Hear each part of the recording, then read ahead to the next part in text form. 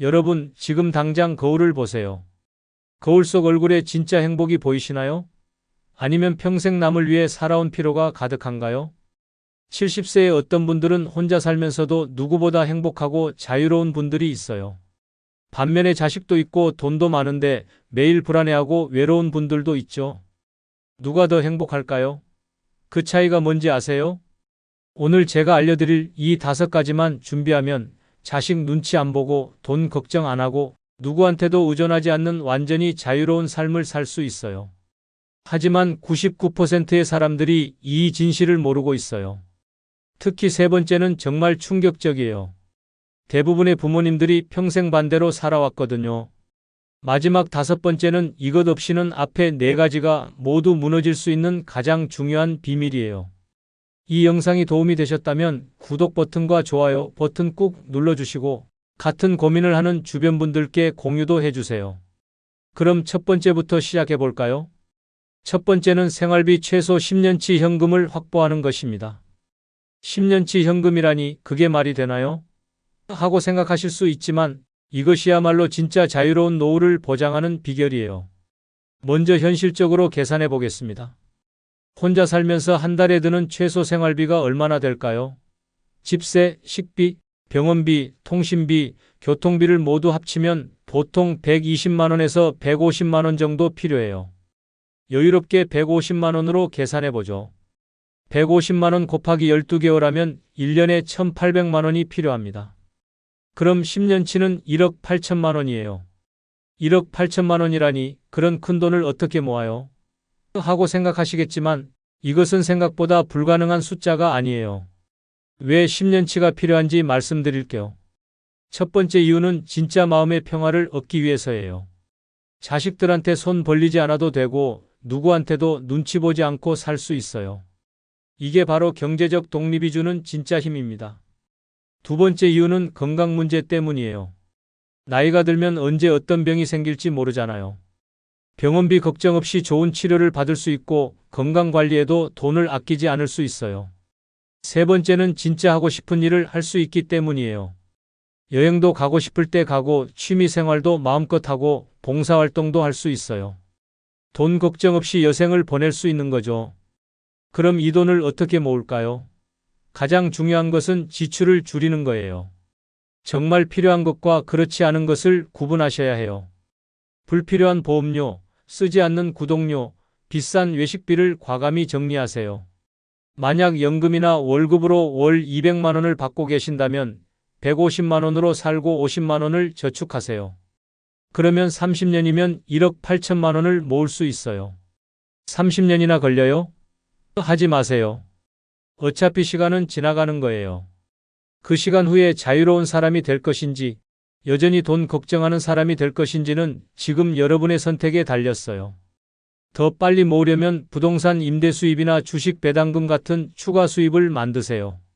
하지만 여기서 중요한 건 수입이 늘어도 생활비는 그대로 유지하는 거예요. 많은 분들이 그렇게 아껴 살면 재미없지 않나요? 라고 물어봐요.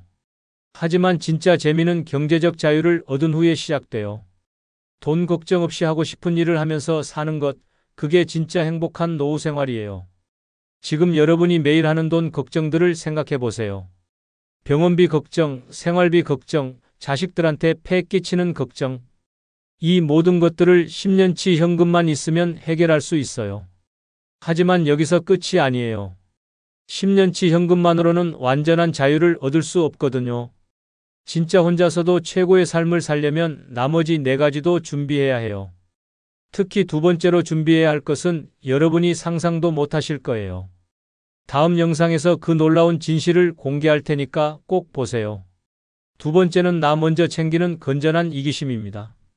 이기심이라니 그런 말씀을 하시면 안 되죠 하고 생각하실 수도 있어요. 하지만 잠깐 이 이야기를 끝까지 들어보시면 여러분의 생각이 완전히 바뀔 거예요. 평생 남을 위해 살아오셨죠? 젊을 때는 부모님을 위해, 결혼해서는 배우자와 자식을 위해, 직장에서는 회사를 위해 살아오셨어요. 그런데 지금 여러분을 위해서는 누가 살고 있나요? 아무도 없어요. 바로 여기에 문제가 있습니다. 건전한 이기심이란 무엇일까요? 이것은 나쁜 이기심이 아니에요. 남에게 피해를 주면서 내 이익만 챙기는 게 아니라 나 자신을 소중히 여기고 내 필요를 먼저 채우는 거예요. 왜냐하면 내가 건강하고 행복해야 다른 사람도 도울 수 있거든요. 비행기를 타보셨죠? 비상시 산소 마스크가 떨어지면 어떻게 하라고 안내방송이 나오나요? 자신이 먼저 착용한 후에 다른 사람을 도우라고 해요. 왜 그럴까요? 내가 먼저 안전해야 다른 사람을 구할 수 있기 때문이에요. 인생도 마찬가지예요.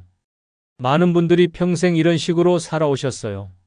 자식이 대학 등록금이 필요하다고 하면 본인 적금을 깨서 주고, 며느리가 뭔가 사달라고 하면 본인 용돈을 아껴서 사주고, 손자 손녀 용돈 달라고 하면 본인 병원비를 아껴서 주고 말이에요. 하지만 그 결과가 어떻게 됐나요? 자식들은 부모가 희생하는 게 당연하다고 생각하게 됐고, 여러분은 정작 본인을 위한 시간과 돈은 하나도 없게 됐어요. 이게 과연 옳은 일일까요?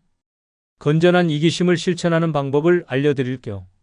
첫째, 내 건강을 최우선으로 생각하세요. 아픈데도 참지 마시고 바로 병원에 가세요.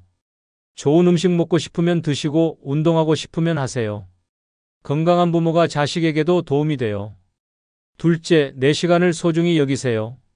하고 싶지 않은 일에 시간을 쓰지 마세요. 자식이 손자 봐달라고 해도 내가 피곤하면 오늘은 안 된다고 말하세요. 친구들이 모임에 나오라고 해도 내가 집에서 쉬고 싶으면 거절하세요. 셋째, 내 돈을 먼저 챙기세요. 자식이 돈 달라고 해도 내 노후 자금이 부족하면 없다고 하세요. 냉정하게 들릴 수 있지만 나중에 자식들한테 손 벌리지 않으려면 지금 내 돈부터 챙겨야 해요. 그렇게 하면 자식들이 서운해하지 않을까요? 하고 걱정하실 거예요. 처음에는 그럴 수도 있어요. 하지만 시간이 지나면 자식들도 이해하게 돼요. 오히려 독립적이고 당당한 부모를 더 존경하게 되거든요. 건전한 이기심을 갖지 못하면 어떻게 될까요? 계속 남을 위해서만 살다가 정작 본인은 아무것도 남지 않게 돼요. 늙어서 아프고 외롭고 가난해져도 누구 하나 진심으로 도와주지 않아요. 왜냐하면 모든 사람이 여러분의 희생을 당연하게 생각하게 됐거든요. 반대로 건전한 이기심을 가지면 어떻게 될까요? 여러분이 건강하고 경제적으로 독립적이기 때문에 자식들도 부담 없이 대할 수 있어요. 서로 의존하지 않으니까 더 건강한 관계를 유지할 수 있고요. 나이 들어서 가장 무서운 게 뭔지 아세요? 남에게 의존하게 되는 거예요. 돈도 없고 건강도 없어서 자식들 눈치를 봐야 하는 상황 말이에요. 그런 상황을 피하려면 지금부터라도 나 자신을 먼저 챙기는 건전한 이기심을 가져야 해요. 죄책감 가질 필요 전혀 없어요.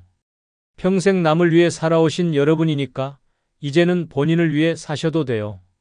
아니, 사셔야 해요. 그래야 진짜 자유롭고 행복한 노후를 보낼 수 있거든요. 하지만 건전한 이기심만으로는 완전한 자유를 얻을 수 없어요. 다음 영상에서 그 해답을 알려드릴 테니까 꼭 보세요. 세 번째는 자식에게 미련 두지 않는 태도입니다. 자식한테 미련을 두지 말라니 그게 말이 되나요? 하고 깜짝 놀라실 거예요. 하지만 이 말의 진짜 의미를 아시면 여러분의 마음이 얼마나 편해질지 상상도 못하실 거예요. 혹시 이런 경험 있으신가요? 자식이 전화 안 받으면 밤새 잠 못 이루고 명절에 안 오면 서운해서 며칠을 속상해하고 자식 집에 놀러 갔는데 차갑게 대하면 마음이 찢어지는 것 같고 말이에요. 바로 이런 게 자식에게 미련을 두는 거예요. 자식에게 미련을 두지 않는다는 것은 자식을 사랑하지 말라는 게 아니에요. 자식의 선택과 삶을 인정하고 내 감정을 자식에게 의존하지 않는다는 뜻이에요. 쉽게 말해서 자식이 어떻게 하든 내 마음의 평화를 지키는 거죠. 왜 이런 태도가 필요할까요? 현실을 한번 보세요. 요즘 젊은 사람들은 정말 바빠요. 직장 일도 힘들고 자기 가정도 챙겨야 하고 아이들 교육비 때문에 허리가 휘어져요. 그런데 여기에 부모님까지 챙기라고 하면 얼마나 부담스럽겠어요? 많은 부모님들이 이런 실수를 하세요. 자식이 자주 안 온다고 서운해하고 용돈 안 준다고 섭섭해하고 관심 안 가져준다고 원망해요. 하지만 이런 감정들이 여러분을 더 불행하게 만들 뿐이에요. 자식에게 미련을 두지 않으려면 어떻게 해야 할까요? 첫째, 자식도 독립된 어른이라는 걸 인정하세요. 30살, 40살이 넘은 사람이 누구예요? 다 어른이에요. 어른에게는 어른의 선택권이 있어요. 부모가 원하는 대로 살아야 할 의무는 없다고요. 둘째, 기대를 낮추세요. 자식이 이렇게 해줬으면 좋겠다는 기대가 클수록 실망도 커져요. 대신 자식이 건강하게만 살면 된다고 생각하세요. 나머지는 모두 덤이에요. 셋째, 자식의 삶에 간섭하지 마세요. 누구랑 결혼하든 어떤 직업을 갖든 어디에 살든 자식 마음이에요. 내가 키워놨는데라는 생각은 버리세요. 키워준 건 부모의 의무였고 이제 그 의무는 끝났어요. 넷째, 연락 안 와도 서운해하지 마세요. 바쁘니까 연락 못하는 거예요. 연락 오면 반갑게 받고 안 와도 잘 살고 있겠지 하고 넘어가세요. 여러분이 서운해한다고 자식이 더 연락하지 않아요. 오히려 부담스러워해요. 다섯째, 자식 앞에서 외롭다는 표현하지 마세요. 엄마가 얼마나 외로운지 몰라 이런 말 들으면 자식들이 어떤 기분일까요? 죄책감만 들어요. 죄책감으로 오는 관심은 진짜 관심이 아니에요. 그럼 자식과 어떻게 지내야 하나요? 궁금하실 거예요. 답은 간단해요. 자식을 친구처럼 대하세요. 부모 자식 관계가 아니라 어른과 어른의 관계로 지내는 거예요. 서로 예의를 지키고 서로 독립적이고 서로 간섭하지 않는 관계 말이에요. 자식이 찾아오면 반갑게 맞이하되 오래 있으라고 붙잡지 마세요. 돈 달라고 하면 여유 있을 때만 주고 없으면 솔직히 없다고 하세요. 자식 문제로 고민 상담받아도 조언만 해주고 직접 개입하지는 마세요. 이렇게 하면 신기한 일이 일어나요. 자식들이 오히려 더 편하게 다가와요. 왜냐하면 부담이 없거든요. 엄마가 서운해 하시지 않을까, 뭐 해달라고 하시지 않을까, 이런 걱정 없이 자연스럽게 찾아오게 돼요. 가장 중요한 건 여러분의 마음이에요. 자식에게 미련을 두지 않으면 마음이 정말 편해져요. 자식이 연락 안 와도 괜찮고 명절에 안 와도 괜찮고 용돈 안 줘도 괜찮아요. 내 행복이 자식에게 달려있지 않으니까요. 많은 부모님들이 자식 때문에 산다고 하시는데 이건 잘못된 생각이에요. 자식은 독립된 인격체이고 여러분도 독립된 인격체예요. 각자의 삶을 살아가는 거지 누가 누구를 위해 살 필요는 없어요. 자식에게 미련을 두지 않는 태도를 가지면 진짜 자유로운 노후가 시작돼요. 자식 눈치 안 보고 자식 기분 안 봐주고 내가 하고 싶은 대로 살 수 있어요. 이게 바로 혼자 살기의 진짜 매력이에요. 하지만 자식에게 미련을 두지 않는 것만으로는 충분하지 않아요. 네 번째, 이것이야말로 정말 중요해요. 다음 영상에서 그 비밀을 공개할 테니까 절대 놓치지 마세요. 네 번째는 완벽주의 버리고 적당주의입니다. 적당주의라니 그럼 대충 사는 건가요? 하고 생각하실 수도 있어요. 하지만 천만에요. 이 이야기를 끝까지 들으시면 왜 적당주의가 진짜 지혜로운 삶의 방식인지 깨달으실 거예요. 혹시 이런 분이신가요? 집안이 조금만 더러워도 견딜 수 없어서 매일 청소하고 음식 만들 때도 완벽하게 맛있게 해야 직성이 풀리고 옷차림도 항상 단정해야 하고 남들이 보기에 흠잡을 데 없어야 한다고 생각하시나요? 그렇다면 여러분은 완벽주의에 빠져 계신 거예요. 완벽주의가 왜 문제일까요? 첫째, 너무 피곤해져요. 모든 걸 완벽하게 하려다 보니 하루 종일 일만 하게 돼요. 쉴 틈이 없어요. 둘째, 스트레스가 엄청나요. 완벽하지 않으면 불안하고 초조해져요. 셋째, 남을 힘들게 해요. 가족들도 여러분의 완벽주의 때문에 숨이 막혀요. 젊을 때는 그래도 체력이 있어서 완벽주의로 살 수 있었어요. 하지만 나이가 들면 달라져요. 체력도 떨어지고 기억력도 예전 같지 않고 몸도 여기저기 아파오는데 여전히 완벽하게 하려고 하면 몸이 견딜 수 없어요. 적당주의란 무엇일까요? 이것은 게으름이 아니에요. 중요한 것과 그렇지 않은 것을 구분해서 중요한 건 제대로 하고 그렇지 않은 건 적당히 하는 거예요. 에너지를 효율적으로 쓰는 지혜로운 방법이에요. 예를 들어 볼게요. 집 청소를 매일 완벽하게 할 필요 있나요? 일주일에 한 번만 해도 충분해요. 음식도 매번 정성스럽게 만들 필요 없어요. 간단하게 해먹어도 영양만 챙기면 돼요. 옷도 깔끔하기만 하면 되지 항상 정장 차려입을 필요 없어요. 적당주의를 실천하는 방법을 알려드릴게요. 첫째, 80점 원칙을 세우세요. 100점 만점에 80점만 해도 충분하다고 생각하는 거예요. 80점과 100점의 차이는 미미하지만 투입하는 에너지는 몇 배나 달라요. 둘째, 우선순위를 정하세요. 정말 중요한 것 3가지만 정하고 그것만 제대로 하세요. 나머지는 적당히 해도 괜찮아요. 건강, 인간관계, 취미생활 이 3가지만 잘 챙겨도 충분히 행복할 수 있어요. 셋째, 남의 시선을 의식하지 마세요.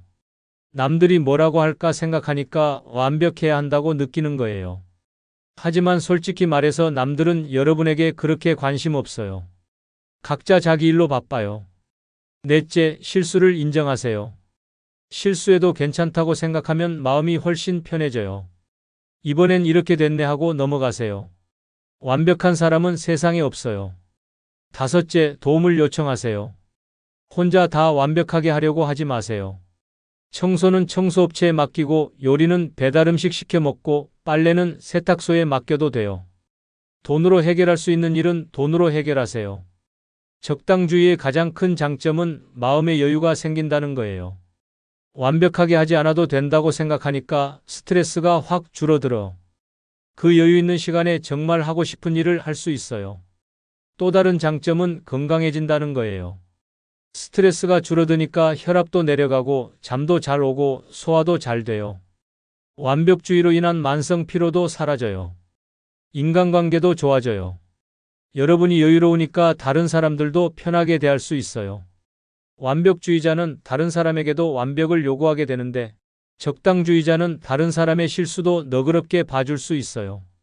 그럼 너무 대충 사는 것 같은데요 하고 걱정하실 수도 있어요. 하지만 적당주의는 대충 사는 게 아니에요. 똑똑하게 사는 거예요. 에너지를 아껴서 정말 중요한 곳에 쓰는 거거든요. 나이 들수록 체력과 시간은 한정되어 있어요. 그 소중한 자원을 완벽주의로 낭비할 필요 없어요. 적당히 해도 충분히 잘 살 수 있어요. 아니, 오히려 더 행복하게 살 수 있어요. 완벽주의를 버리면 진짜 자유로워져요. 이 정도면 됐어 하고 만족할 줄 아니까 항상 마음이 편해요.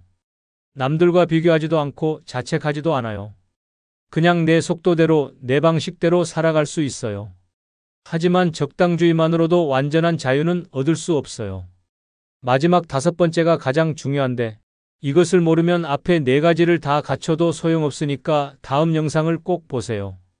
마지막 비밀이 여러분의 인생을 완전히 바꿀 거예요. 5번째는 매일 30분 이상 걷기 습관 만들기입니다. 걷기가 그렇게 중요한가요? 하고 생각하실 수도 있어요. 하지만 이것이야말로 앞에 4가지를 모두 무너뜨릴 수 있는 가장 무서운 적이자 동시에 여러분을 구원해줄 가장 강력한 무기예요. 혹시 이런 일상을 보내고 계신가요? 아침에 일어나서 TV 앞에 앉아서 뉴스 보고 점심 먹고 또 소파에 누워서 드라마 보고 저녁 먹고 또 TV 보다가 잠자리에 드시나요? 하루 종일 앉아서 누워서만 지내시나요? 그렇다면 정말 위험한 상황이에요. 왜 걷기가 이렇게 중요할까요? 첫째, 건강이 모든 것의 기초이기 때문이에요. 아무리 돈이 많아도 마음가짐이 좋아도 몸이 아프면 아무것도 할 수 없어요. 병원에만 다니게 되고 약값으로 돈은 다 나가고 고통 때문에 마음도 우울해져요. 둘째, 걷지 않으면 근육이 급속도로 줄어들어. 60세 이후에는 1년의 근육이 1에서 2%씩 사라져요. 걷지 않으면 더 빨리 사라져요. 근육이 없으면 어떻게 될까요? 계단 오르기 힘들어지고 무거운 것 들기 어려워지고 결국 누군가의 도움 없이는 살 수 없게 돼요.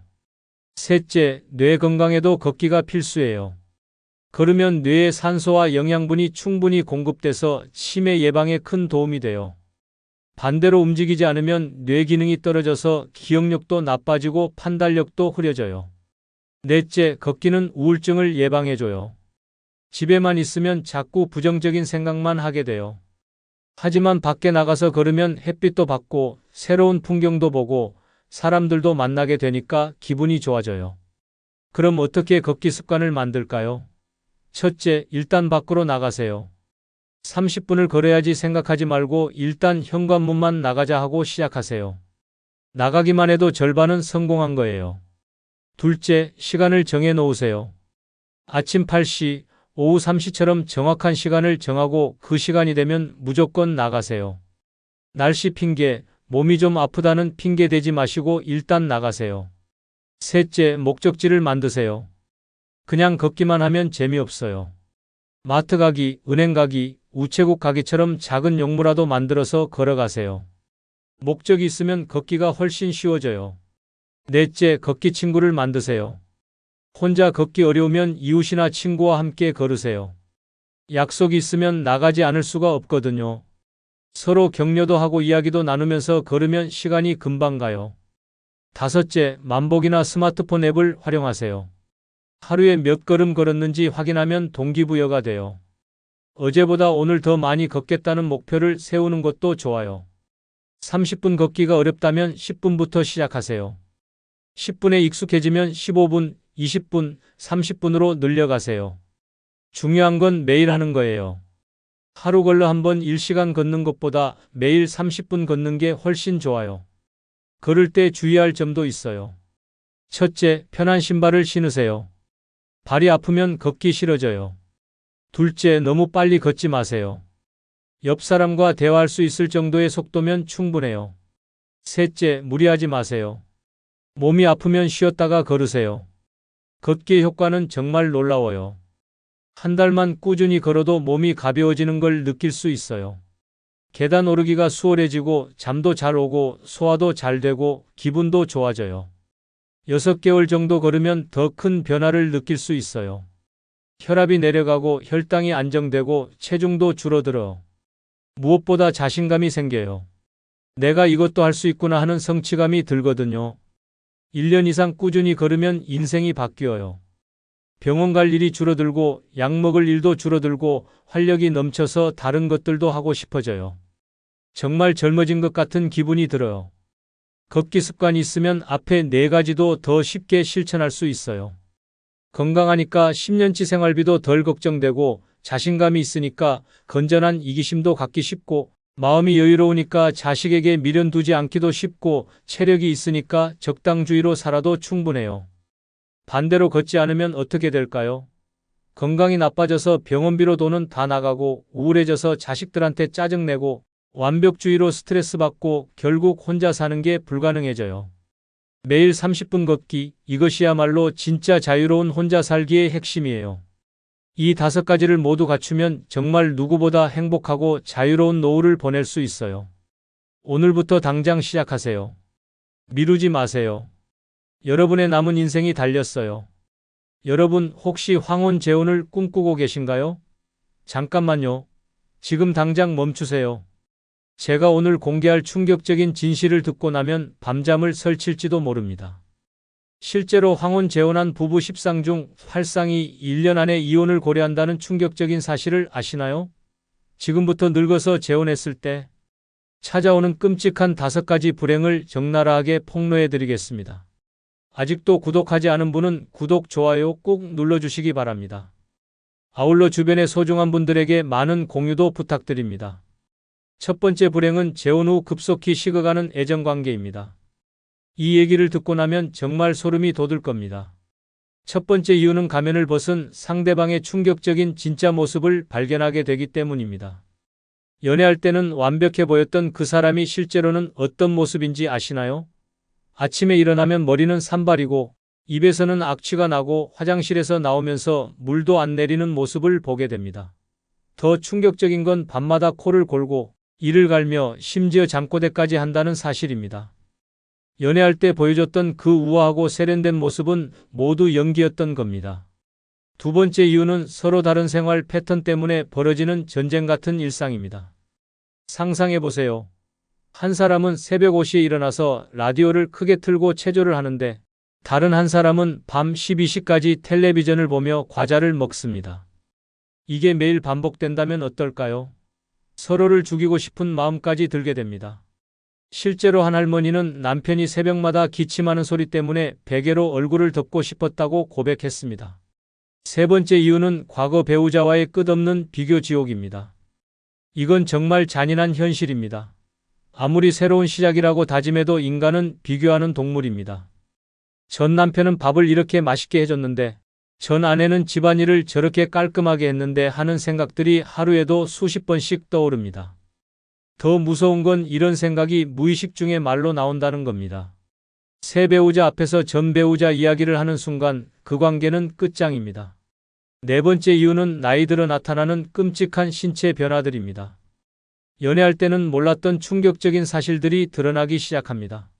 당뇨로 인한 발냄새, 혈압약 부작용으로 인한 무기력함, 관절염으로 인한 끊임없는 신음소리, 심지어 화장실 가는 횟수까지 늘어나서 밤마다 잠을 깨우게 됩니다. 이런 현실을 매일 목격하면서 애정이 식지 않을 수 있을까요? 다섯 번째 이유는 돈 때문에 벌어지는 추악한 현실입니다. 사랑만 있으면 된다고 생각했나요? 천만의 말씀입니다.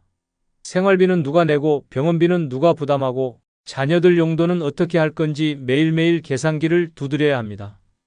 더 충격적인 건 상대방이 자신의 재산을 노리고 접근했다는 의심까지 들기 시작한다는 겁니다. 여섯 번째 이유는 자녀들의 냉랭한 시선과 노골적인 반대입니다. 자녀들은 새 배우자를 가족으로 인정하지 않고 명절 때마다 전쟁 같은 분위기가 됩니다. 더 잔인한 건 자녀들이 엄마 아빠가 죽으면 재산은 우리가 받을 거예요 라고 대놓고 말한다는 겁니다. 이렇게 6가지 충격적인 이유로 인해 처음에 뜨거웠던 사랑은 차가운 현실 앞에서 산산조각 나게 됩니다. 연애할 때의 그 달콤했던 순간들은 모두 환상이었던 것입니다. 하지만 이건 시작에 불과합니다. 두 번째 불행은 더욱 충격적입니다. 재혼으로 인한 자녀들과의 관계 파탄, 이 얘기를 들으면 정말 등골이 서늘해질 겁니다. 두 번째 불행은 재혼으로 복잡해진 가족 관계도입니다. 이건 정말 머리가 지끈지끈해지는 악몽 같은 현실입니다. 첫 번째 문제는 호칭부터 시작되는 혼란입니다. 상대방의 자녀들을 뭐라고 불러야 할지 아시나요?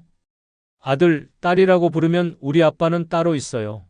라고 면박을 당하고 그렇다고 이름을 부르면 예의가 없다며 뒤에서 수군거립니다. 더 충격적인 건 상대방의 손자, 손녀들입니다. 이 아이들은 새로운 할아버지, 할머니를 완전히 무시하고 존재 자체를 인정하지 않습니다. 명절 때 인사도 안 받고 선물을 줘도 받지 않는 차가운 시선을 받아야 합니다. 두 번째 문제는 양쪽 자녀들 간의 치열한 세력 다툼입니다. 이건 정말 전쟁터를 방불케 합니다. 친자녀들은 우리가 원래 가족이라며 우선권을 주장하고 상대방 자녀들은 이제 한 가족이니까 평등하게 대해달라고 요구합니다. 명절 때 어디를 먼저 갈지, 재산은 어떻게 지낼지, 심지어 부모님과 누가 더 많은 시간을 보낼지까지 모든 게 경쟁입니다. 한 할머니는 우리 집이 매일 국정감사장 같다고 하소연했습니다. 세 번째 문제는 상속 문제로 벌어지는 치사한 계산질입니다. 이건 정말 인간의 추악한 면을 적나라하게 보여주는 부분입니다. 재혼하자마자 양쪽 자녀들이 재산 분할 협의서를 들고 나타납니다. 친자녀들은 새엄마, 새아빠에게는 재산을 물려주지 말아달라고 압박하고 상대방 자녀들은 이제 한 가족인데 차별하지 말아달라며 요구합니다. 더 무서운 건 자녀들이 부모 몰래 변호사를 찾아가서 상속 포기 각서를 준비한다는 겁니다. 네 번째 문제는 경조사 때마다 벌어지는 어색하고 냉랭한 분위기입니다. 결혼식이나 장례식 같은 중요한 순간에 가족 소개를 어떻게 해야 할지 아무도 모릅니다. 우리 새아버지라고 소개하면 친아버지가 살아있는 자녀들이 불쾌해하고 어머니의 남편이라고 하면 그것도 어색합니다. 더 참혹한 건 사진 촬영 시간입니다.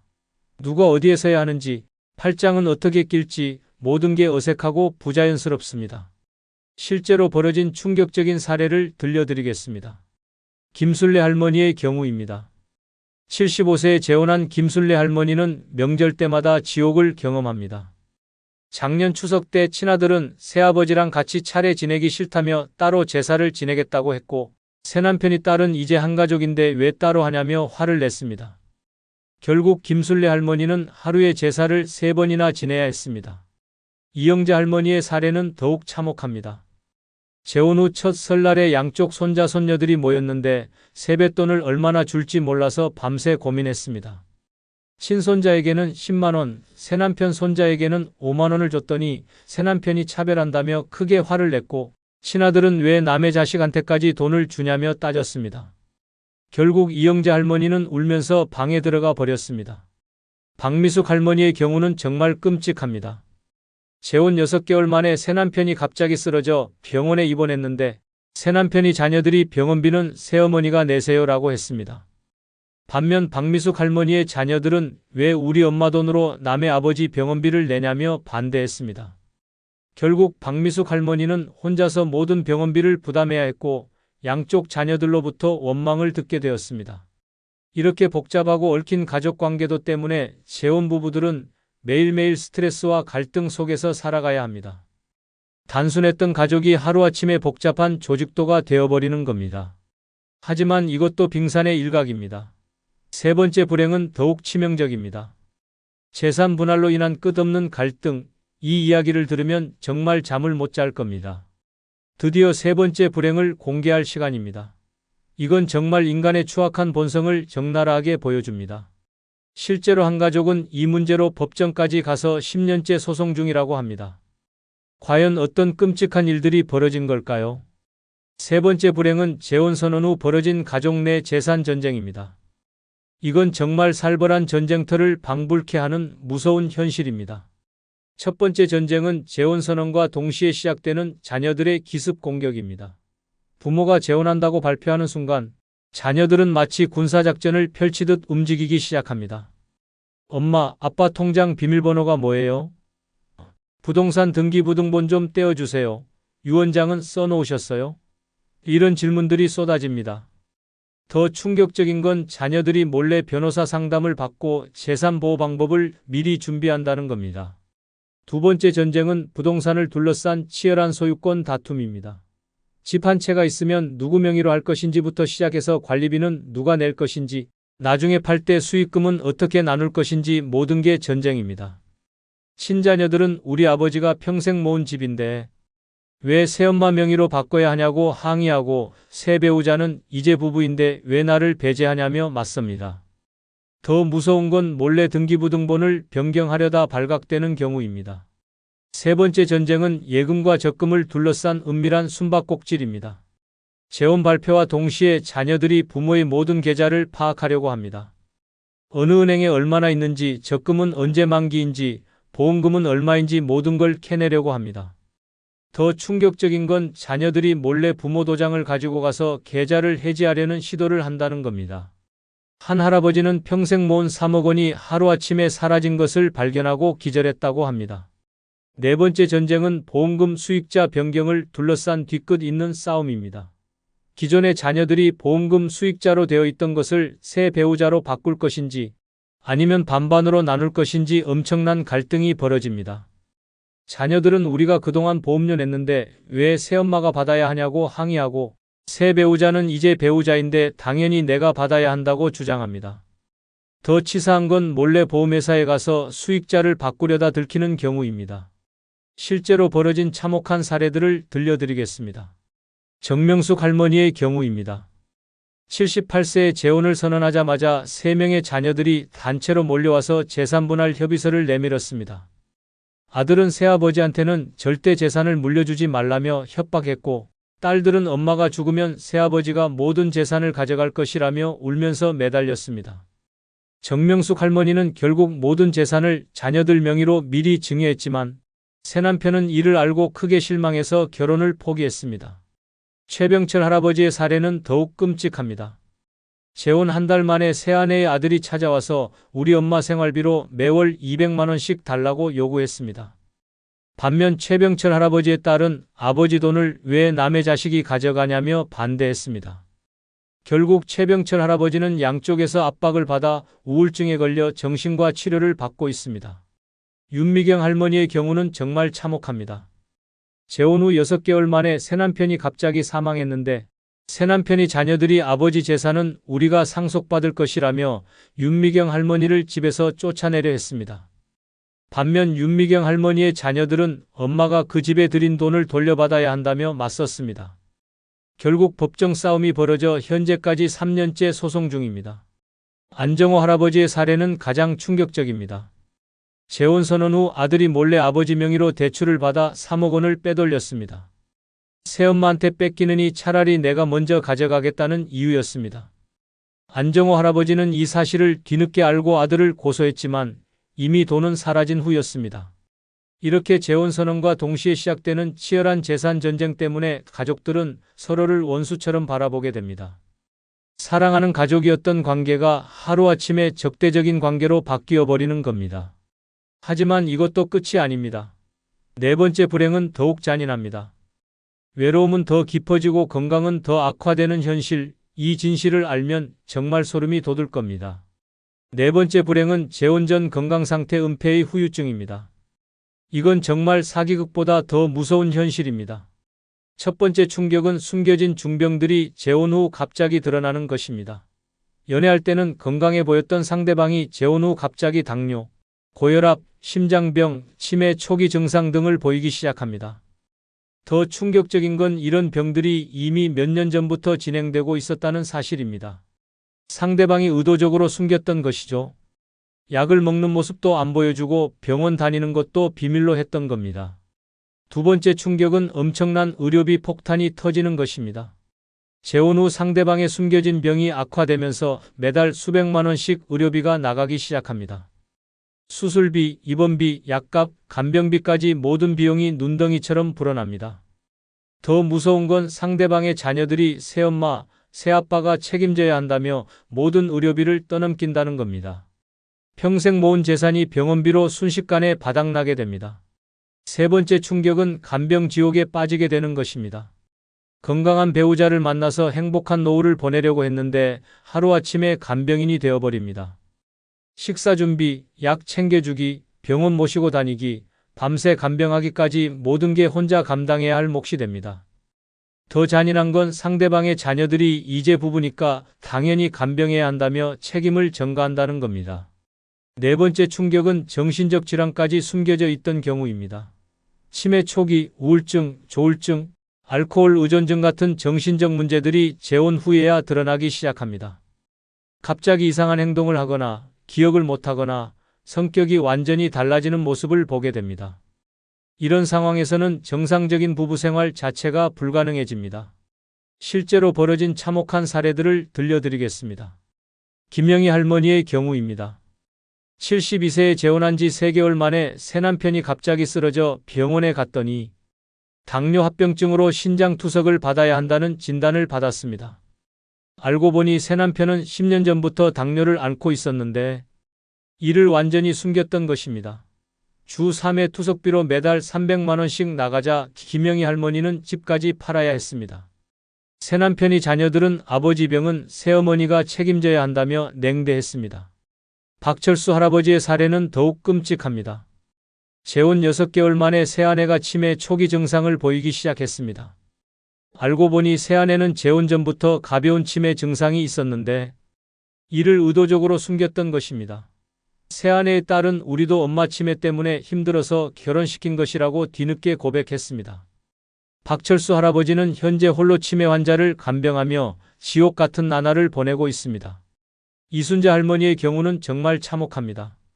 새남편이 재혼 후 갑자기 간암 말기 판정을 받았는데 알고 보니 재혼 전부터 간경화를 앓고 있었던 것입니다. 새남편은 건강검진에서 이상 없다고 거짓말을 했었습니다. 수술비와 항암 치료비로 2억 원이 들어갔고 결국 새남편은 1년 만에 사망했습니다.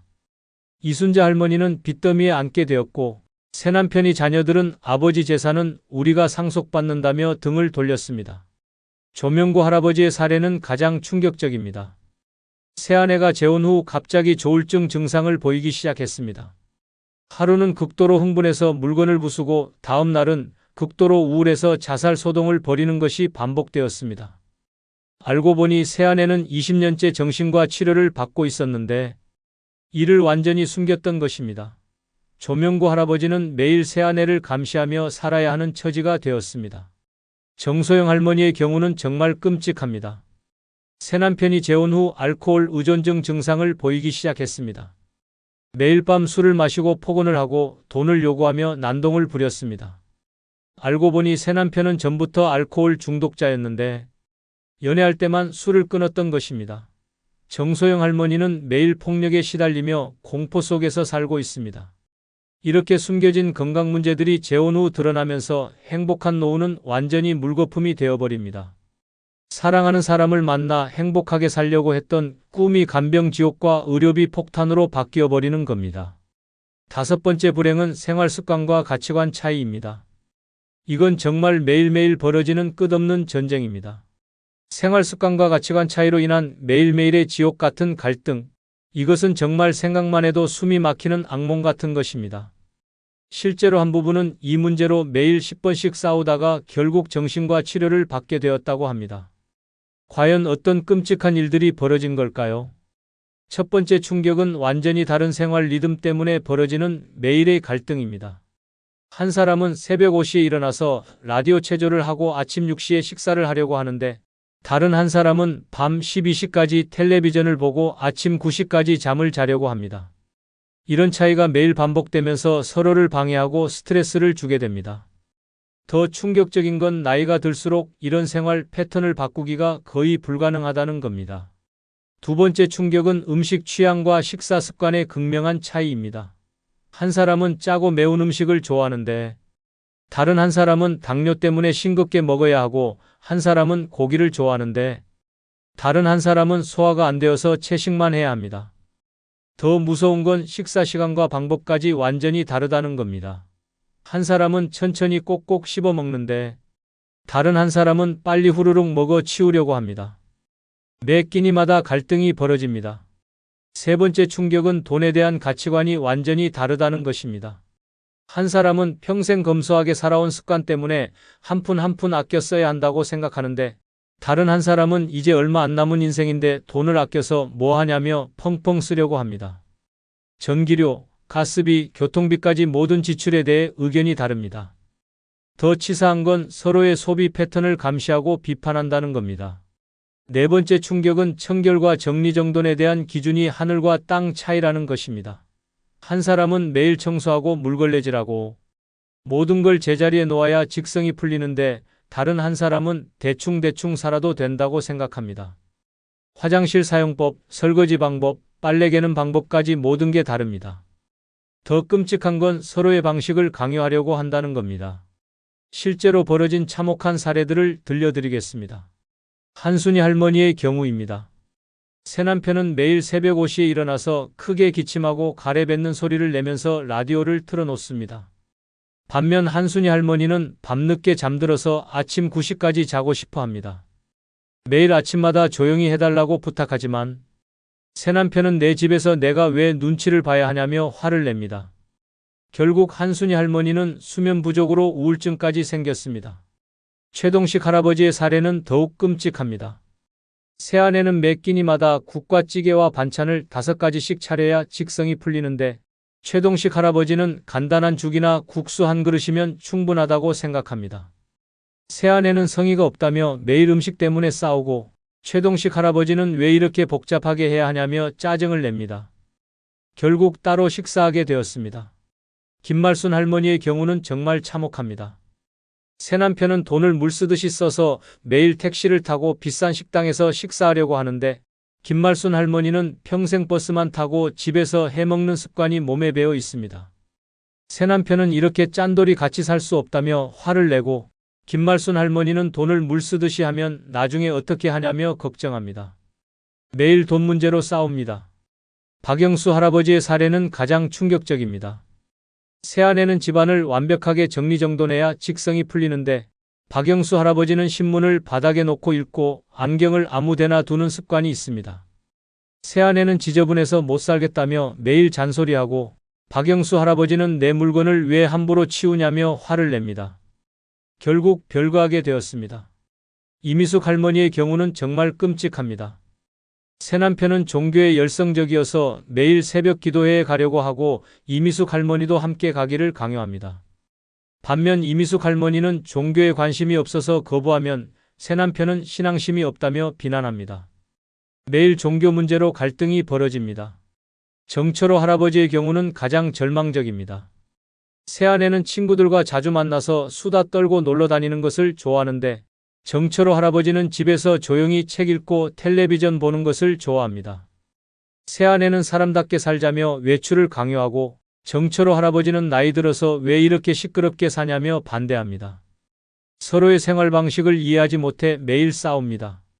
이렇게 평생 굳어진 생활 습관과 가치관의 차이는 절대 바뀌지 않습니다.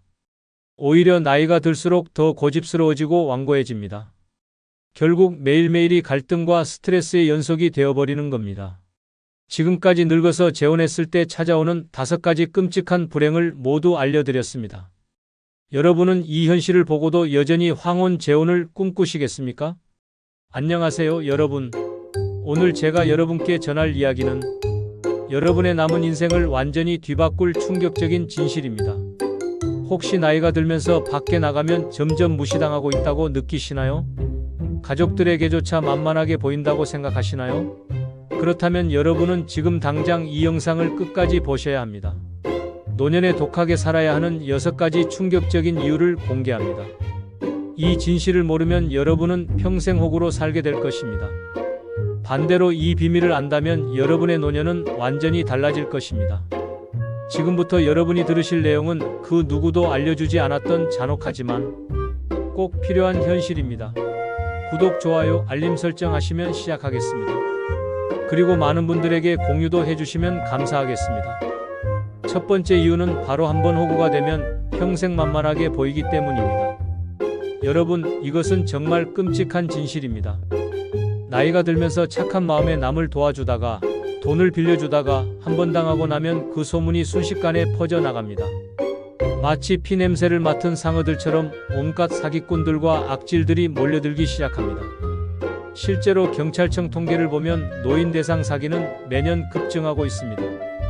그런데 더 충격적인 사실은 한 번 당한 노인이 또다시 당할 확률이 무려 70%나 된다는 것입니다. 왜 그럴까요? 바로 호구 리스트에 올라가기 때문입니다.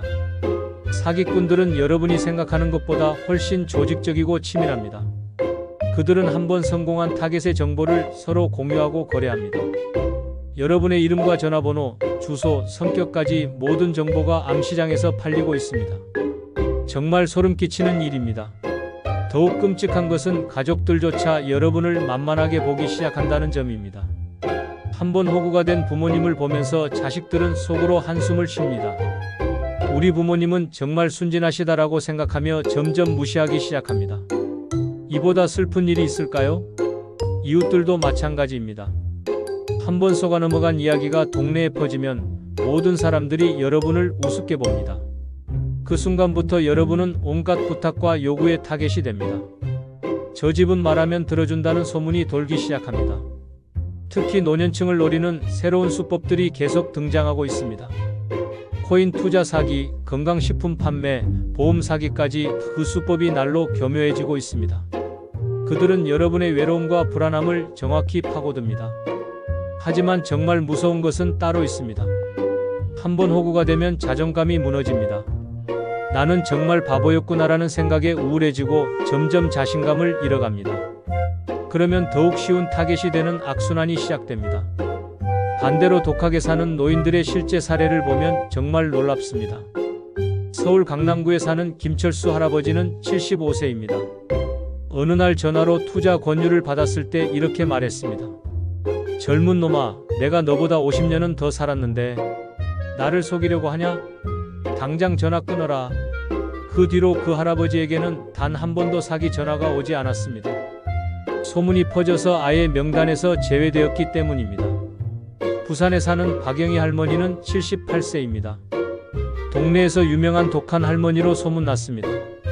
한 번은 건강식품 판매원이 찾아와서 300만원짜리 제품을 팔려고 했습니다. 할머니는 즉석에서 소비자 보호원에 신고하겠다고 협박했습니다. 그 판매원은 황급히 도망갔고 그 뒤로 동네 전체에 그 할머니 집은 절대 건드리면 안 된다는 소문이 퍼졌습니다. 대구의 이만수 할아버지는 80세입니다. 자식들이 용돈을 달라고 하면 이렇게 말합니다. 내 돈은 내가 쓸 거다. 필요하면 내가 벌어라. 처음에는 자식들이 섭섭해했지만 지금은 오히려 할아버지를 더욱 존경하게 되었습니다. 독하게 사는 모습을 보고 자식들도 더 열심히 살게 되었습니다. 이것이 진짜 교육입니다. 광주의 최순자 할머니는 77세입니다. 이웃이 돈을 빌려달라고 했을 때 단호하게 거절했습니다. 나도 언제 돈이 필요할지 모르니 미안하다고 말했습니다. 그 이웃은 처음에는 서운해했지만 나중에 할머니의 현명함을 인정하게 되었습니다. 지금도 그 할머니는 동네에서 가장 존경받는 어르신입니다. 인천의 정태호 할아버지는 82세입니다. 종교단체에서 그에게 헌금을 요구했을 때 이렇게 말했습니다. 하나님이 내 돈을 원하신다면 직접 말씀하실 거다. 그 당당한 모습에 종교인들도 할 말을 잃었습니다. 독한 할아버지에게는 더 이상 접근하지 않습니다. 울산의 김미자 할머니는 74세입니다. 전화로 손자 사칭 사기를 당할 뻔했을 때 이렇게 말했습니다. 내 손자가 그런 바보 같은 실수를 할 리 없다. 사기꾼은 당황해서 전화를 끊었습니다. 할머니의 독한 성격 덕분에 사기를 피할 수 있었습니다. 여러분도 이런 독한 노인이 되어야 합니다. 착함과 호구는 완전히 다릅니다. 진짜 착한 사람은 자신을 지킬 줄 아는 사람입니다. 다음 영상에서는 노년에 독하게 살아야 하는 두 번째 충격적인 이유를 공개합니다. 두 번째 이유는 바로 돈이 없으면 인간 취급을 받지 못하기 때문입니다. 나이가 들수록 돈이 없는 노인에 대한 사회의 시선은 더욱 차갑고 무자비해집니다. 병원에서도 가족들 사이에서도 심지어 친구들 사이에서도 돈이 없는 노인은 투명인간 취급을 받습니다. 실제로 요양원에서 일하는 간병인들의 증언을 들어보면 소름이 끼칩니다. 돈 많은 노인과 가난한 노인에 대한 대우가 하늘과 땅 차이라고 합니다. 돈 없는 노인들은 기본적인 돌봄조차 제대로 받지 못하는 경우가 허다합니다. 더욱 끔찍한 것은 가족들의 태도 변화입니다. 부모님이 돈이 없다는 것을 알게 된 순간 자식들의 방문 횟수가 급격히 줄어듭니다. 명절에도 슬그머니 빠지고 전화도 잘 받지 않습니다. 우리 부모님은 돈도 없으면서 왜 오래 사시냐는 말까지 나옵니다. 병원에서의 차별은 더욱 노골적입니다. 돈 없는 노인이 응급실에 가면 의료진들의 표정부터 달라집니다. 보험은 있으세요? 보호자는 어디 계세요? 라는 질문부터 시작해서 치료 자체를 꺼려하는 모습을 보입니다. 사회복지사들조차 솔직히 털어놓습니다. 돈 없는 독거노인들은 사회적 관심에서 멀어진다고 말입니다. 언론에서도 정치인들도 가난한 노인 문제는 표가 되지 않는다며 외면합니다. 특히 충격적인 것은 친구들 사이에서도 벌어지는 일입니다. 평생 함께했던 친구들조차 돈 없는 친구를 점점 모임에서 배제합니다. 돈도 없는데 무슨 모임에 나와라는 눈빛을 받게 됩니다. 상점에서의 대우도 마찬가지입니다. 옷차림이 남루한 노인이 들어가면 점원들이 감시하듯 따라다닙니다. 돈도 없으면서 뭘 보러 왔나 하는 시선을 받습니다. 심지어 종교단체에서도 헌금 능력에 따라 대우가 달라집니다. 돈 없는 신도는 뒷자리로 밀려나고 교회 내 모임에서도 소외됩니다. 가장 잔인한 것은 장례식장에서 벌어지는 일입니다. 돈 없는 노인이 돌아가시면 장례식조차 제대로 치르지 못합니다. 조문객도 적고 화환도 별로 없습니다. 죽어서까지 차별받는 것이 현실입니다.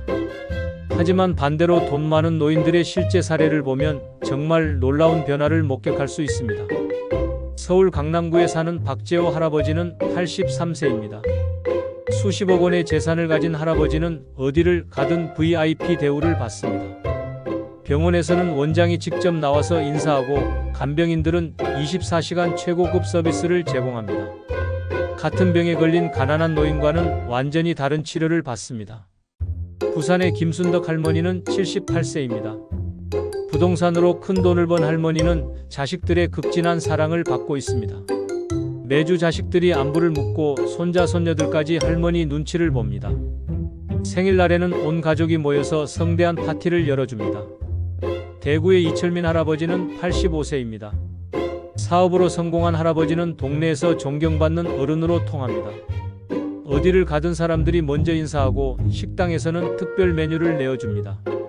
같은 나이의 가난한 노인들과는 완전히 다른 대우를 받습니다. 광주의 최영자 할머니는 80세입니다. 억대 연금을 받는 할머니는 요양원에서도 특별실을 사용합니다. 간병인들은 할머니를 모시기 위해 경쟁합니다.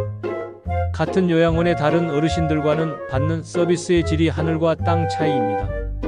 인천의 정상호 할아버지는 77세입니다. 연금과 임대소득으로 넉넉한 할아버지는 친구들 사이에서도 인기가 많습니다. 모임을 주도하고 여행도 자주 갑니다. 친구들이 할아버지에게 먼저 연락하고 조언을 구합니다. 울산의 장미경 할머니는 76세입니다. 주식 투자로 성공한 할머니는 병원에서도 특진을 받습니다. 의사들이 친절하게 설명해주고 간호사들도 최고의 서비스를 제공합니다. 같은 병원에 다니는 가난한 환자들과는 완전히 다른 대우를 받습니다. 제주도의 한석범 할아버지는 79세입니다. 펜션 사업으로 성공한 할아버지는 지역에서 유명인사입니다. 관공서에서도 VIP 대우를 받고 각종 모임에 초청받습니다. 돈이 있다는 이유만으로 사회적 지위까지 얻게 되었습니다. 이것이 바로 현실입니다. 돈이 있는 노인과 없는 노인의 대우는 완전히 다릅니다. 나이가 들수록 돈의 중요성은 더욱 커집니다.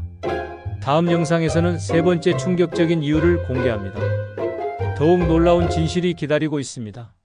세 번째 이유는 바로 독하지 않으면 평생 들러리 인생이 되기 때문입니다. 착하고 순한 노인일수록 평생 주변 인물로만 살아가게 됩니다. 가족 모임에서도 친구들 사이에서도 심지어 동네에서도 항상 뒷전으로 밀려나는 비참한 삶을 살게 됩니다. 실제로 심리학자들의 연구 결과를 보면 소름이 끼칩니다. 노년기의 성격이 온순한 사람일수록 사회적 고립도가 높다고 합니다. 반대로 다소 까칠하고 독한 노인들이 오히려 더 많은 관심과 대우를 받는다는 충격적인 사실이 밝혀졌습니다. 더욱 끔찍한 것은 가족들 사이에서 벌어지는 일입니다. 순한 부모님일수록 자식들의 결정에서 완전히 배제됩니다.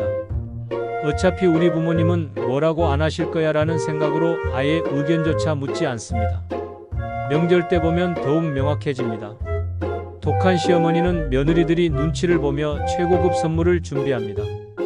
하지만 착한 시어머니는 시장에서 산 싸구려 과일로 때우는 며느리들을 목격하게 됩니다. 친구들 사이에서도 마찬가지입니다. 순한 성격의 노인은 항상 모임비를 더 많이 내거나 굳은 일을 떠맡게 됩니다. 저 사람은 싫은 소리 안 할 거야 라는 생각으로 계속 이용당합니다. 병원에서도 차별받습니다. 의사나 간호사들은 까칠한 환자에게는 더 신경을 씁니다. 하지만 순한 환자는 대충 진료하고 넘어가는 경우가 많습니다. 어차피 불평 안 할 테니까 라는 생각 때문입니다. 상점에서도 호구 취급받습니다. 온순한 노인에게는 비싼 물건을 권하거나 필요 없는 것까지 팔려고 합니다. 거절하지 못할 것을 알기 때문입니다. 심지어 사기꾼들도 이런 성향을 노립니다.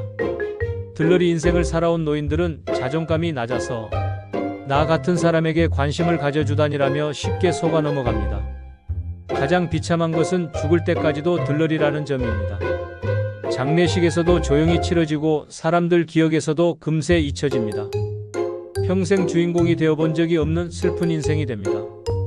하지만 독하게 사는 노인들의 실제 사례를 보면 정말 놀라운 변화를 목격할 수 있습니다.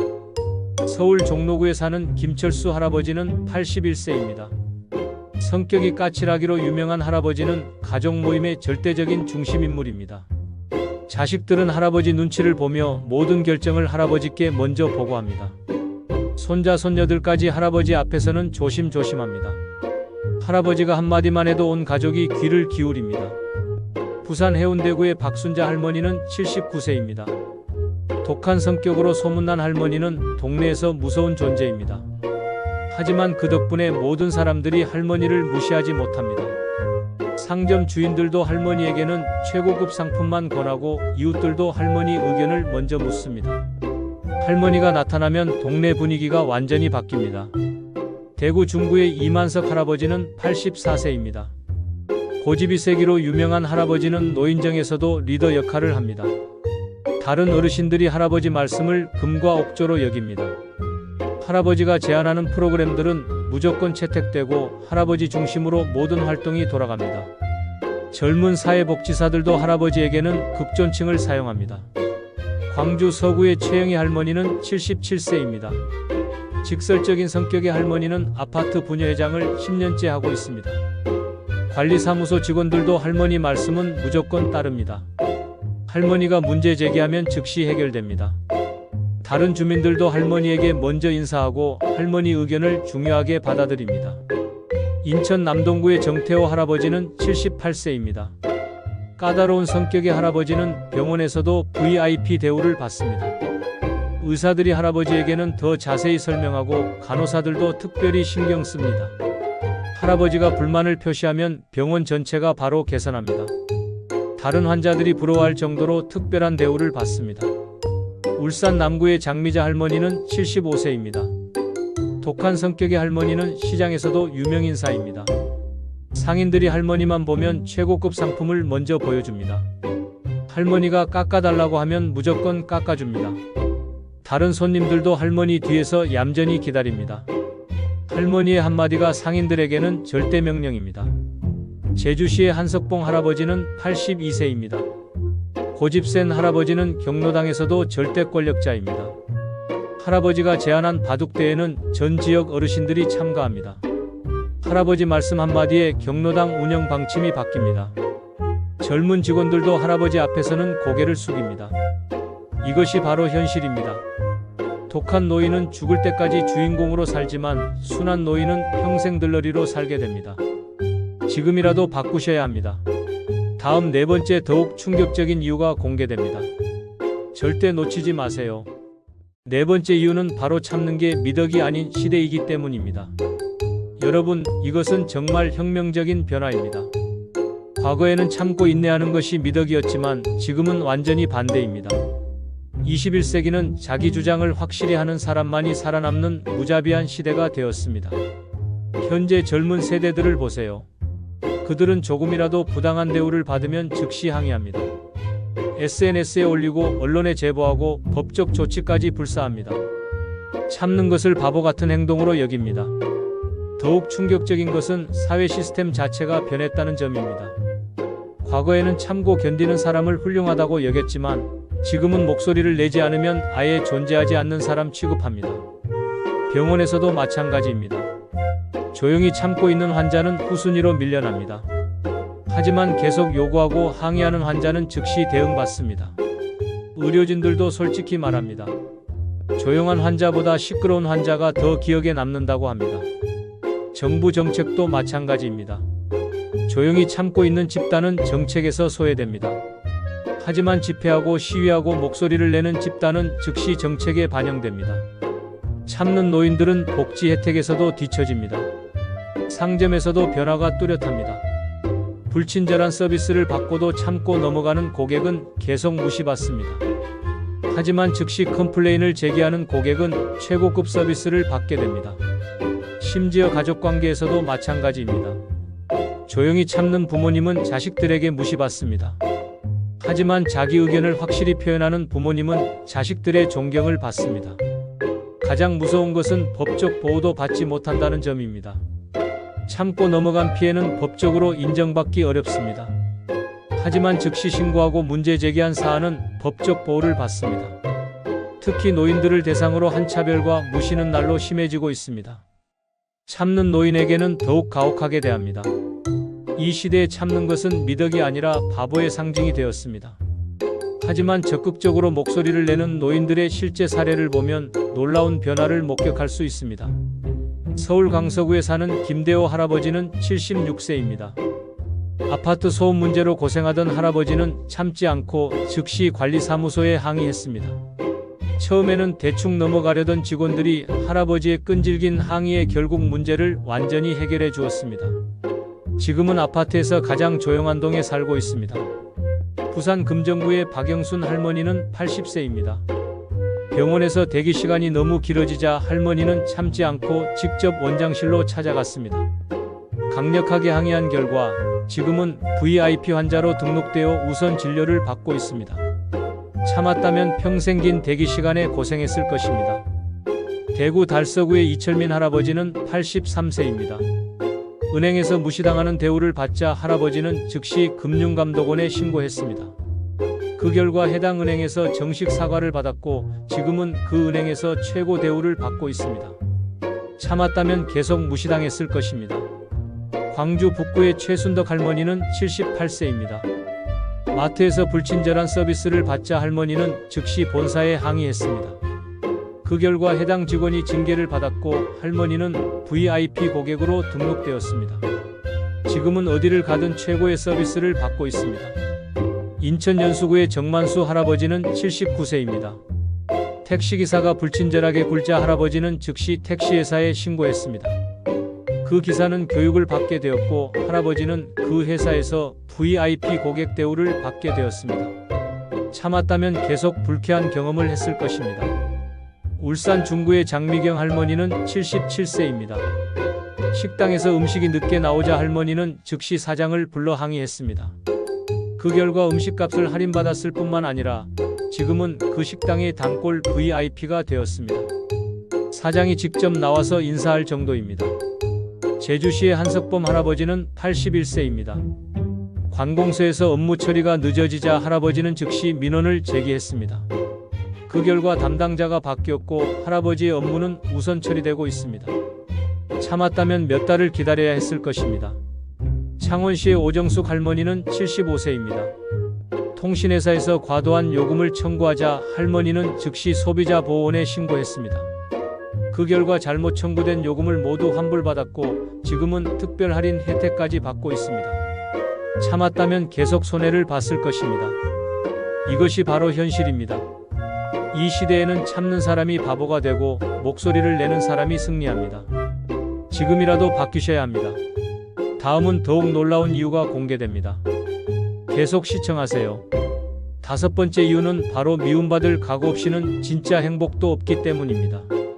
여러분, 모든 사람에게 사랑받으려고 하는 노인일수록 실제로는 가장 불행한 삶을 살고 있다는 연구 결과가 나왔습니다.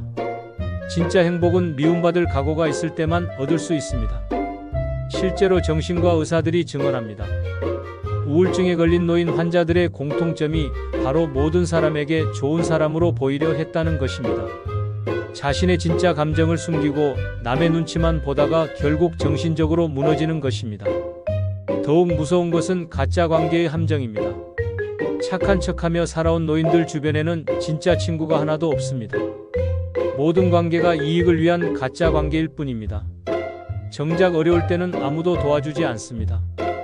가족 관계에서도 마찬가지입니다. 자식들 눈치만 보며 사는 부모님은 결국 자식들에게도 무시당합니다. 우리 부모님은 뭐든 다 들어주실 거야 라는 생각으로 점점 더 이용당하게 됩니다. 특히 끔찍한 것은 자기 자신조차 잃어버린다는 점입니다. 평생 남의 눈치만 보다 보니 자신이 진짜 원하는 것이 무엇인지도 모르게 됩니다. 거울을 봐도 낯선 사람 같다고 호소하는 노인들이 늘어나고 있습니다. 심리학자들은 이것을 타인지향적 삶의 비극이라고 부릅니다. 타인의 승인에만 의존하며 살다가 결국 아무도 진정으로 사랑하지 않는 공허한 존재가 되어버리는 것입니다. 병원에서도 이런 환자들을 자주 목격합니다. 난 평생 착하게만 살았는데 왜 이렇게 외롭고 불행할까요? 라고 하소연하는 노인들이 매일 찾아옵니다. 착하게 산 것이 문제가 아니라 진짜 자신을 숨긴 것이 문제였습니다. 가장 비참한 것은 죽을 때까지도 가짜로 살게 된다는 점입니다. 임종 순간에도 사람들이 뭐라고 할까를 걱정하며 진짜 마음을 표현하지 못합니다. 가짜 삶으로 시작해서 가짜 죽음으로 끝나는 것입니다. 연구 결과에 따르면 미움받을 각오가 있는 노인들이 실제로 더 많은 진짜 사랑을 받는다고 합니다. 진정성 있는 관계를 맺기 때문입니다. 하지만 미움받을 각오로 진짜 자신을 드러내며 사는 노인들의 실제 사례를 보면 놀라운 행복을 목격할 수 있습니다. 서울 성북구에 사는 김정호 할아버지는 82세입니다. 자식들이 용돈을 달라고 해도 단호하게 거절하는 할아버지입니다. 처음에는 자식들이 서운해했지만 지금은 오히려 할아버지의 소신을 존경합니다. 할아버지는 자신만의 취미생활을 즐기며 진짜 행복한 노년을 보내고 있습니다. 자식들도 할아버지를 더욱 소중하게 여기게 되었습니다. 부산 사하구의 박순애 할머니는 79세입니다. 이웃들의 뒷담화에 대해 정면으로 맞서는 할머니입니다. 제가 뭘 잘못했는지 직접 말씀해 주세요 라고 당당하게 말합니다. 처음에는 이웃들이 할머니를 어려워했지만 지금은 오히려 할머니의 솔직함을 좋아합니다. 진짜 친구들만 남게 되어 더욱 깊은 우정을 나누고 있습니다. 대구 수성구의 이만호 할아버지는 85세입니다. 노인정에서 자신의 정치적 신념을 당당하게 표현하는 할아버지입니다. 일부 어르신들은 반대하지만 할아버지는 개의치 않습니다. 오히려 같은 생각을 가진 진짜 친구들을 만나게 되었고 더욱 활기찬 노년을 보내고 있습니다. 자신의 신념을 지키며 사는 것이 얼마나 행복한지 매일 실감하고 있습니다. 광주 남구의 최영자 할머니는 77세입니다. 며느리들의 부당한 요구에 대해 명확하게 선을 긋는 할머니입니다. 저는 여러분의 가정부가 아닙니다 라고 당당하게 말씀하십니다. 처음에는 며느리들이 서운해했지만 지금은 오히려 할머니를 더욱 존중합니다. 서로의 경계를 인정하면서 더욱 건강한 가족관계를 유지하고 있습니다. 인천 남구의 정상미 할머니는 76세입니다. 동네 부녀에서 부당한 일에 대해 목소리를 내는 할머니입니다. 일부 사람들은 할머니를 까다롭다고 하지만 할머니는 신경 쓰지 않습니다. 오히려 정의감 있는 사람들이 할머니를 지지하게 되었고 동네에서 존경받는 어른이 되었습니다. 자신의 양심에 따라 사는 것이 얼마나 뿌듯한지 매일 느끼고 있습니다. 울산 동구의 장철수 할아버지는 80세입니다. 병원에서 의사의 불친절한 태도에 대해 당당하게 항의하는 할아버지입니다. 일부 의료진들은 할아버지를 어려워하지만 할아버지는 개의치 않습니다.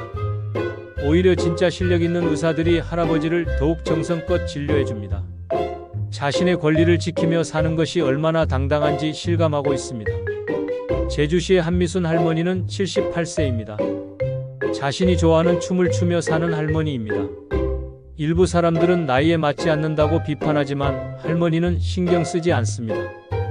오히려 같은 취미를 가진 사람들과 깊은 우정을 나누며 진짜 행복한 삶을 살고 있습니다. 자신의 꿈을 포기하지 않고 사는 것이 얼마나 소중한지 매일 깨닫고 있습니다. 창원시의 오정남 할아버지는 81세입니다.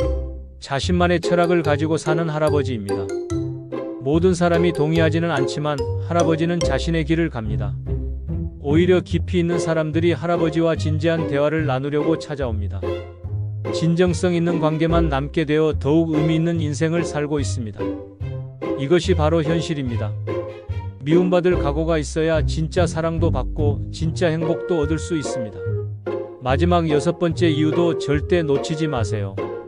6번째 이유는 바로 자식에게 기대는 순간 상처받기 때문입니다. 여러분, 이것은 정말 가슴 아픈 현실입니다. 자식에게 의존하며 사는 노인들의 말년은 절망과 원망으로 가득 차게 됩니다. 평생 키워준 자식들이 노부모를 짐으로 여기는 무자비한 시대가 되었습니다. 실제로 노인복지관에서 상담하는 사례들을 보면 소름이 끼칩니다. 자식들이 전화도 안 받아요. 명절에도 오지 않아요. 용돈도 안 줘요라는 하소연이 끊이지 않습니다. 평생 자식을 위해 희생한 부모들이 말년에 받는 배신감은 상상을 초월합니다. 더욱 충격적인 것은 자식들의 냉혹한 계산입니다. 부모님이 돈이 있으면 관심을 보이지만 돈이 떨어지면 연락도 끊어버립니다. 부모님 모시는 것도 돈이 드는 데라는 말을 서슴없이 합니다. 특히 며느리들의 태도 변화는 더욱 잔인합니다. 시어머니가 건강할 때는 아부하다가 몸이 아프면 즉시 요양원으로 보내려고 합니다. 시어머니 모시느라 우리 생활이 엉망이다라고 불평합니다. 병원에서도 참담한 현실을 목격합니다. 수술비가 많이 든다고 하면 자식들이 꼭 해야 하나요? 라고 묻습니다. 부모님의 생명보다 돈이 더 소중한 것입니다. 가장 비참한 것은 임종순간입니다.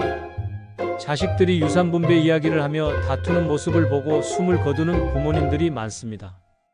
평생의 사랑이 마지막 순간에 모두 무너지는 것입니다. 심리학자들이 경고합니다. 자식에게 의존하는 노인일수록 우울증과 치매 발병률이 높다고 합니다. 끊임없는 실망과 상처가 정신 건강을 해치기 때문입니다. 사회복지사들도 증언합니다. 자식들이 찾아오기를 기다리는 노인분들이 가장 불행해 보인다고 말합니다. 기대가 클수록 실망도 크기 때문입니다. 법률 상담소에도 이런 사례들이 넘쳐납니다. 자식들이 부모님 재산을 가로채거나 부모님을 학대하는 경우가 급증하고 있습니다. 혈육이라는 이름으로 저지르는 범죄들이 날로 늘어나고 있습니다. 하지만 자식에게 기대지 않고 독립적으로 사는 노인들의 실제 사례를 보면 놀라운 역전을 목격할 수 있습니다. 서울 마포구에 사는 김영철 할아버지는 84세입니다. 자식들에게 전혀 의존하지 않고 혼자 살아가는 할아버지입니다. 자신의 연금과 적금으로 생활하며 취미생활까지 즐기고 있습니다. 오히려 자식들이 할아버지를 더욱 존경하게 되었고 자주 안부를 묻고 찾아뵙니다. 독립적인 할아버지의 모습에 감동받은 자식들이 더욱 효도하고 싶어합니다. 부산 동래구의 박순희 할머니는 81세입니다. 혼자서 작은 식당을 운영하며 독립적으로 살아가는 할머니입니다. 자식들이 그만하라고 해도 내 인생은 내가 결정한다고 당당하게 말씀하십니다. 오히려 자식들이 할머니의 당당함을 자랑스러워하며 주변 사람들에게 자랑합니다. 할머니의 독립적인 모습이 자식들에게 큰 자극이 되고 있습니다. 대구 달성군의 이철호 할아버지는 79세입니다. 농사를 지으며 자급자족하는 할아버지입니다. 자식들이 도시로 모시고 가겠다고 해도 난 내 땅에서 죽을 거다라고 말씀하십니다. 자식들은 처음에 걱정했지만 지금은 할아버지의 의지를 존중합니다. 오히려 할아버지를 보러 자주 내려오며 농사일도 도와드립니다. 독립적인 할아버지 덕분에 가족 관계가 더욱 끈끈해졌습니다. 광주 광산구의 최영순 할머니는 78세입니다. 자원봉사를 하며 보람찬 노년을 보내는 할머니입니다. 자식들에게 용돈을 받는 대신 오히려 어려운 이웃을 도와주고 계십니다. 자식들이 놀라며 우리가 도와드려야 하는데라고 하지만 할머니는 내가 더 행복하다고 말씀하십니다. 자식들은 할머니의 숭고한 모습에 감동받아 더욱 자주 연락하고 찾아뵙니다. 인천 서구의 정만석 할아버지는 83세입니다. 독서와 글쓰기를 하며 지적인 노년을 보내는 할아버지입니다. 자식들과의 대화에서도 항상 새로운 지식을 전해주십니다. 자식들이 할아버지와 대화하는 것을 즐거워하며 우리 아버지는 정말 대단하시다고 자랑합니다. 지적으로 독립적인 할아버지 덕분에 가족 모임이 더욱 의미 있어졌습니다. 울산 북구의 장미자 할머니는 76세입니다. 운동과 건강관리를 철저히 하며 건강한 노년을 보내는 할머니입니다. 자식들보다 더 건강하셔서 오히려 자식들이 할머니에게 건강 비법을 묻습니다. 할머니의 건강한 모습에 자식들이 안심하며 더욱 자주 함께 운동하러 옵니다. 건강한 할머니 덕분에 가족 모두가 건강해졌습니다. 제주시의 한정남 할아버지는 80세입니다. 새로운 기술을 배우며 젊은 마음을 유지하는 할아버지입니다. 스마트폰도 자식들보다 더 잘 사용하시고 SNS도 활발하게 하십니다. 자식들이 오히려 할아버지에게 기술을 배우러 옵니다. 우리 아버지는 젊은 사람보다 더 젊으시다고 자랑스러워합니다. 창원시의 오순자 할머니는 77세입니다. 경제적으로 완전히 독립적인 할머니입니다. 부동산 투자로 성공하셔서 오히려 자식들을 도와주고 계십니다. 자식들이 할머니를 더욱 존경하며 우리 어머니는 정말 대단하시다고 감탄합니다. 경제적으로 독립적인 할머니 덕분에 자식들과의 관계가 더욱 평등해졌습니다. 여러분, 지금까지 정말 충격적인 현실들을 함께 살펴보았습니다. 이 모든 진실을 알게 된 지금 여러분은 어떤 선택을 하시겠습니까? 계속해서 착하기만 한 호구로 살아가시겠습니까? 아니면 오늘부터 당당하고 독한 어른으로 변화하시겠습니까? 답은 분명합니다. 지금이라도 늦지 않았습니다. 오늘부터 독하게 사세요. 여러분의 당당한 변화가 주변 사람들을 놀라게 할 것입니다. 진짜 존경받는 어른이 되는 길은 독하게 사는 것뿐입니다. 더 이상 망설이지 마세요. 여러분의 남은 인생이 진정한 행복과 존경으로 가득하기를 진심으로 바랍니다. 독하게 살아서 당당한 노년을 만드세요.